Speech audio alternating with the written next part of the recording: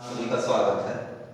पहले विज्ञान की बहुत बुनियादी चीज गति से प्रारंभ किया जा रहा है। गति, एक गति होती क्या है? यदि कोई वस्तु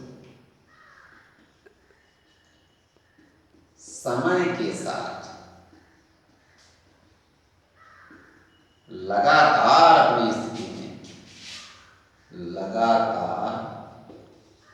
अपनी स्थिति में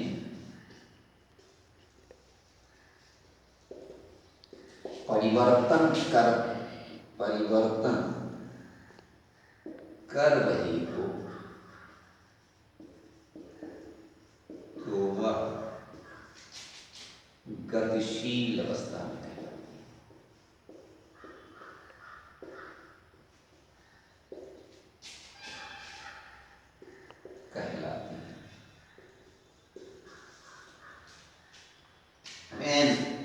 एनीबॉडी, जब कोई वस्तु समय के साथ, जैसे बहुत सारी चीजें हैं जिनको हम नंगी आंखों से पढ़ते, वो आंखों से एट ए टाइम नहीं देख पाते कि ये इसमें गति हो रहा है या नहीं। जैसे घड़ी की मिनट वाली सुई या घंटे वाली सुई, इसको कुछ समय देखने के बाद ही पता चलता है कि ये गतिशील है या नहीं।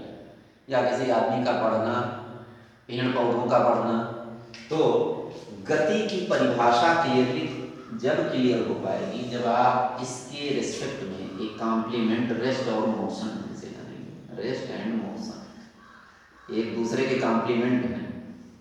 यदि किसी वस्तु में ये काम नहीं हो रहा, यानी समय के साथ साथ उसकी स्थिति में परिवर्तन नहीं हो रहा है, तो वो विरामावस्था में है। कैसी अवस्था में है? विरामावस्था में है। इसको कहते हैं स्टेट ऑफ रेस्ट।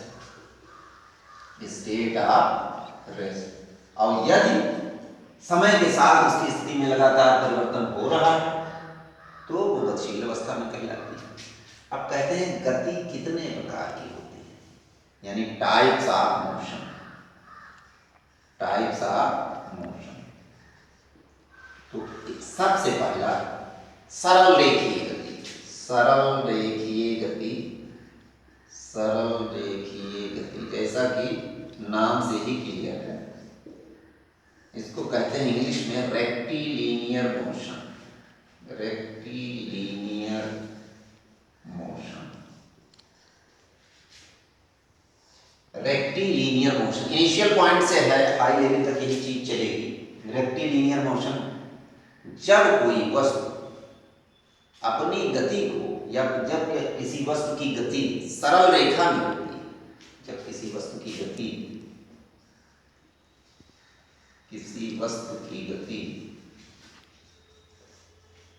सरल रेखा में होती है, सरल रेखीय पाथ कहा जाए, सरल रेखीय पाथ मार्ग में होती है, तो वह गति सरल रेखीय गति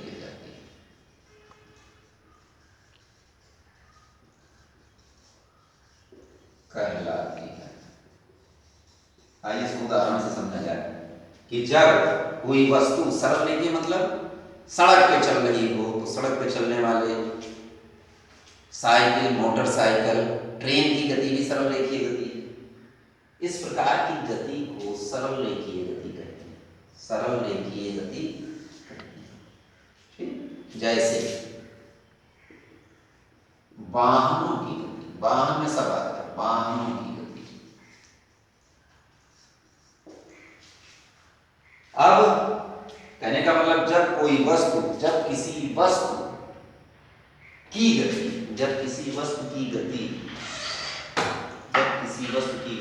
सरल रेखीय मार्ग में होती है, तो वह गति सरल रेखीय गति कहलाती है।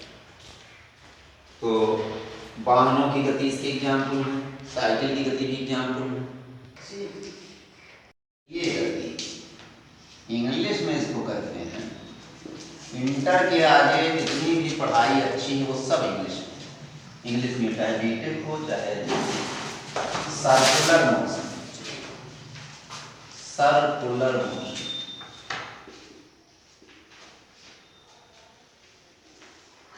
सर्कुलर जब कोई वस्तु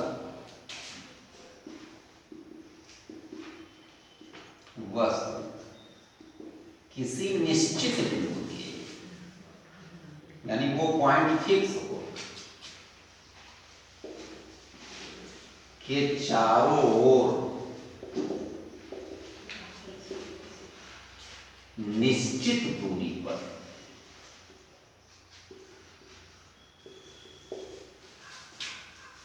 वृत्ताकार मार्ग पर घूमती हो तो उसकी गति वृत्तीय गति कहलाती है।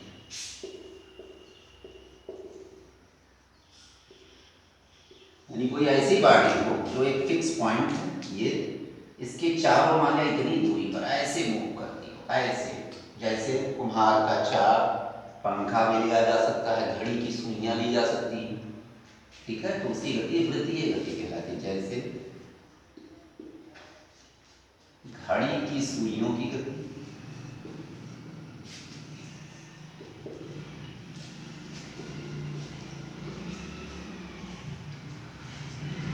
वाहन के या साइकिल के पहिए की गति। अब यहाँ दो बातें भी लोग पैदा कर रहे हैं। जैसे वाहन की गति सरल रेखीय गति में कहा गया, तो वो तो गति कर रही है सीधी रेखा, लेकिन जो उसका पहिया मूव कर रहा है वो वृत्ताकार मूव कर रहा है। तो इस प्रकार की गति के उदाहरण है, यानी जब कोई वस्तु किसी निश्चित बिंदु यानी सेंटर या वो एक्सिस कहलाएगा, जो निश्चित बिंदु होगा वो एक्सिस कहलाएगा, उसके चारों ओर, वो एक्सिस तो है नहीं लेकिन ये माना जाएगा कि सेंटर मान लीजिए, चारों ओर, एक्सिस गलत कहेगा, एक्सिस उसमें रोटेटरी मोशन का है, घूर्णन गति है, यानी इसके चारों ओर निश्चित बिंदु के चारों, यानी एज ए सेंटर इसको कंसीडर किया जाए, जैसे सर्किल के लिए होता है, वृत्ताकार मार्ग में घूमती है तो उसकी गति वृत्तीय गति कहलाती है, that is called circular motion. और इसमें कुछ चीजें आगे अपर लेवल की हैं, वो मैं कल बताऊंगा अगले वीडियो में, तब तक के लिए इसको देखिए। यानी रोटेटरी मोशन, जब कोई वस्तु अपनी धुरी या अक्ष के, एक्सिस के चारों ओर घूमती है तो उसकी गति घूर्णन गति कहलाती है, और रोटेटरी मोशन।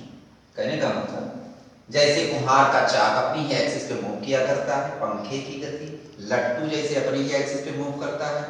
कहते हैं दो प्रकार की गतियां होती हैं, फेस टू मोशंस, एक रोटेशन, एक रिवोल्यूशन। रोटेशन का मतलब अपनी एक्सिस पे रोटेट करना, और रिवोल्यूशन मतलब ऐसे चक्कर लगाते हुए सूरज के चारों ओर घूमना, सर्कुलर मोशन वो भी है। तो कहते हैं व्हेन ए बॉडी मूव्स, घूमती है, around its own axis, the motion is called rotatory motion. For example लट्टू की गति, motion of earth on its own axis.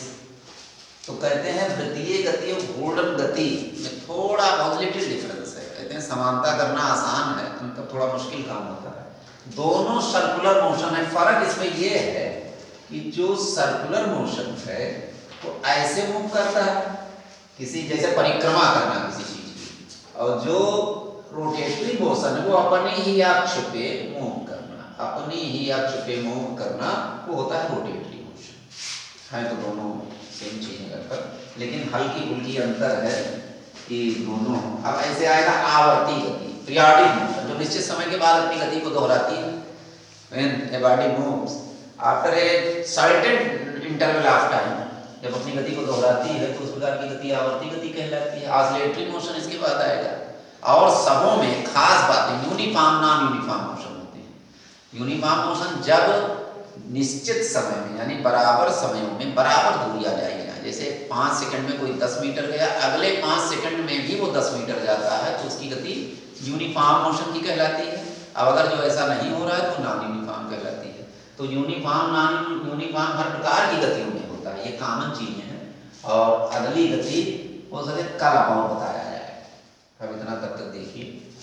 कि जब कोई वस्तु अपनी धुरी अक्ष के चारों ओर घूमती है तो उसकी गति घूर्णन गति कहलाती है। पहले गति बता दिया गया, फिर गति के प्रकार को बता दिया गया, फिर एग्जाम्पल से उसको सहमत कराया गया, फिर और कोशिश किया जाएगा कि और अच्छे से